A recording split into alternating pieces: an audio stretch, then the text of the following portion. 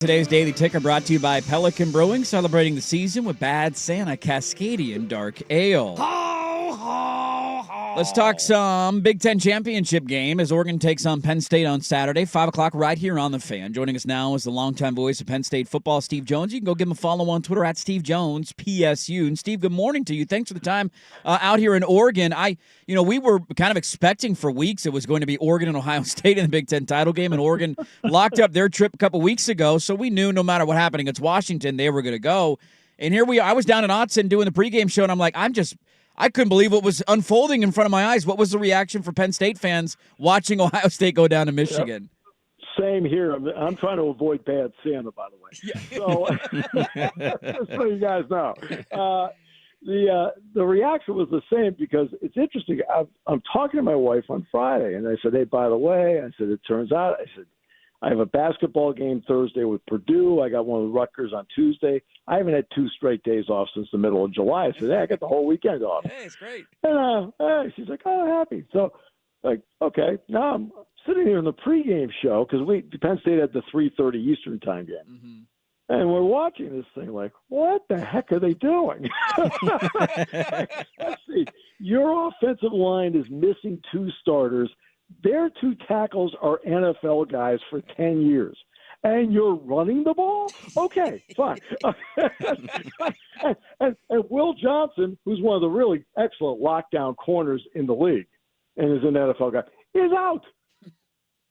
Throw it. So the game's over, and Penn State wins 44-7. I went home and I said, there's been a change of plans. Looks like we're working this weekend. Yeah. It's so funny to think, Steve, I'm watching this game at my living room, and I'm literally saying the same things out. Throw it. What are you doing? Stop running the ball. We're all thinking the same thing as we watch it. What did James Franklin, because I think a lot of what Penn State has been this year, they had a great year. The USC game was really interesting. They were down big in that one, came back. Tyler Warren's had a good year. They lose the Ohio State game again, and I think everybody concludes the same thing. What can Franklin take from what he did against Ohio State or didn't do against Ohio State and fix, correct, or change for Oregon, who is of the same caliber and beat Ohio State? Well, the difference is I think they want to change how they worked in the red zone. They did not use the stuff they normally use in the red zone. I think they went back in the last 4 games to what they have done, formations, plays, things like that, as opposed to Ohio State. Because the Ohio State game, Penn State's literally 6 yards away from winning it. Mm-hmm. Right? The interception, and look, Igbenogsa makes a great play in the back. That's just a legitimately great play, right? That's from the 3-yard line on a fade. Then, of course, the runs from the 3-yard line in the fourth quarter. That's 6 yards away from winning it. I mean, that's how close they were to getting the job done. So I think for them, it was just going back and re-examining what they do inside the 10-yard line. And from that point on, they really went back to who they were and didn't feel like they needed to overpower anybody or anything like that. If they could get a power play, great. If not, go to the stuff that works. And that's what they've been doing. Because after the Ohio State game, I said, look, they're in a 4-game playoff to make the playoff. If you're a 1-loss team, you are not in the opinion pool. 2-loss teams are in the opinion pool. Yeah. Who did you lose to? Where'd you lose? And they debate back. But you have 1 loss, you're in. And that's, to me, what the whole thing was about. And, they did that. They beat Washington 35-6. They beat Purdue 45-10. In Minnesota, they won 26-25, and then they beat Maryland 44-7. They've just been a consistently good team all season long. In fact, they've been a consistently very good team all season long. And it's really interesting. You look at the numbers of Oregon and Penn State, they're almost identical. Yeah. Total offense, turnover, giveaway, takeaway, total defense. It's really interesting. And, and get the 2 best quarterbacks in the league head-to-head. It's going to be a great game. I'm with you on the numbers, too. It's funny when you look up and down. Almost everything is next to each other. Oregon, slightly ahead in this category, slightly behind in that category. Steve Jones is our guest, longtime voice of Penn State football at Steve Jones PSU on Twitter. As Oregon gets set to take on Penn State Saturday right here on The Fan in the Big Ten championship game. I'm glad you mentioned that Minnesota game. That was on that chaotic Saturday where it felt like everybody was going down. I was sitting at home thankful Oregon had a bye because it felt like everybody was getting, a caught or shot or whatever. They're getting taken down. Penn State survives at Minnesota largely because of a fake punt. What did you make of the call? And then in hindsight now, did that save Penn State's season? Because it looked like that ended up leading them to that win. And now, as you mentioned, with a one-loss team, a guarantee no matter what happens this weekend that they're in the playoff. Well, I get to go to practice all the time, so I probably have seen the fake punt 70 or 80 times. So I had people say, you didn't sound too surprised. It's like, okay. And it's all about look. And I'll give you guys an example. Penn State was playing in the Orange Bowl against Florida State. It was Bowden and Joe, head to head. And it went triple overtime. And in the third overtime, Penn State had the ball second down and sent the field goal unit out. And the reason they had a fake on. And then Jason Ganner looked back at Kevin Kelly and said, we're kicking. And he kicked it and he won the game, and that was it. Well, the same thing with this. They've had this fake punt called like 4 or 5 times during the season. In fact, they had it called 3 times against Washington. And each time, Dominic Rulli, who's the guy that calls the signals, he has to look out and go, no, it's not there. And he's called it off. Well, this time Minnesota overloaded to one side, and Rulli said, we're going. And everything from there, he took off, and he wasn't even touched for 30 yards. No. And it was the kind of gutsy call that wins the game. But then they converted a 4th down on a quarterback sneak. And then the last play to Warren, they throw it to him. It's also on 4th down.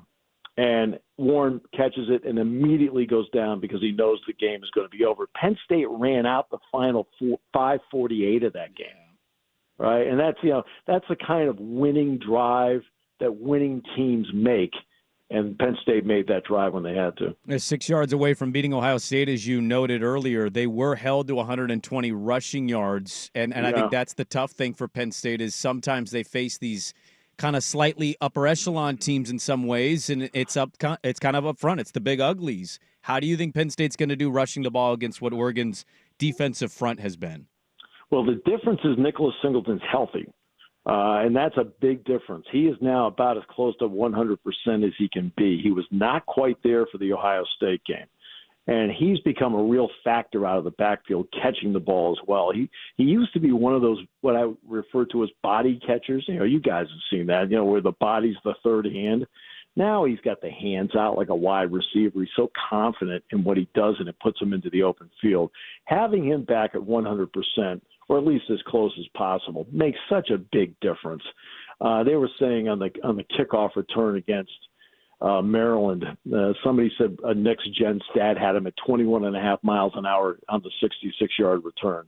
I mean, that's what he brings to the table. You got just 2 dynamic backs in this game. James is outstanding back there. I mean, he'll be the best running back Penn State has seen this year. And I think Singleton, you may find out he's the best running back Oregon sees this year. Interesting. Yeah, I'm curious to ask you, Steve, because we dealt with a lot of the narrative stuff out here in July and August, Big Ten media days and all that. Can Oregon handle the physicality of the Big Ten? How will they adjust to the Big Ten? It's a lot of that. We just kind of rolled our eyes at it. So I'm just curious to ask you, what was the kind of perception, I guess, going into the season from Penn State fan? Has it changed at all? And how is the fan base feeling about this matchup this weekend? Well, let me put it this way. When somebody mentioned that to me about Oregon, and I was on some show, I said, do you know anything about football?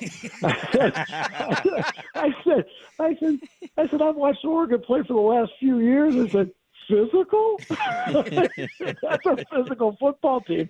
I said, look, it's easy to be bedazzled by James, Tez Johnson, Holden. I love Ferguson, the tight end, really good, and everything Dylan does. But I said, it's all because of the guys up front. I said, they've got a great offensive line. Right? And the defensive front, the 2 ends are terrific. Now, for Penn State, one area, the guy to watch is going to be Nolan Rucci, 72, the right tackle. Dad played in the NFL with the Patriots. And so what happened was the second play of the game, Anthony Donko, who is really having a great year at right tackle, not a good year, a great year, got hurt on the second play of the game, and he's out for the year. Rucci's been the guy who on a couple of occasions this year has had to step in for Donko. He's played really well. Well, if he plays really well in this game, that bodes well for Penn State. Mm-hmm. If he struggles a bit because of what Oregon's doing, then that could be a swing to watch in this game to see what happens. Interesting. What do you think happens, Steve? What's the takeaway? I know you're going to be watching this with a little bit of the navy blue and white glasses. You're calling the game, but how do you really see this in your mind of what Penn State is and has been, and what Oregon's undefeated team has been so far? Well, first of all, they're two excellent teams head-to-head. We know that. See, and this is what I've been telling everybody. They go, well, Oregon's really good. I said, well, who did you expect to face in the championship game? I said, you're not going to play Rutgers. Yeah, Purdue's not coming through that door. I mean, there's a reason Purdue, is changing coaches. Okay? I said, everybody you play from this day on is excellent. Every team, and the same story for Oregon, every team they play from now on is going to be an excellent team, starting with Saturday night. That's why it goes to the fourth quarter. I think it's going to be a dynamic matchup between the two. You've got two quarterbacks that can make plays in this game. You've got one of the more dynamic playmakers in the country in Warren that, let's face it, he's the number one guy in everyone's scouting report. He's got over 80 catches. Yeah. He keeps making plays. And you've got Johnson. I've already gone through the Oregon, personnel. You've got two defenses that can play. I mean, Jalen Reed's one of the top safeties. Well, so's Johnson. And the nickel Brandon Johnson is excellent. The two you got four defensive ends that are pros. Think about that. Yeah. Four defensive ends that are pros. Abdul Carter has had a great year. Denai Dennis Sutton, right? Uli Ungalele, right? Mm-hmm. You got four NFL defensive ends in this game.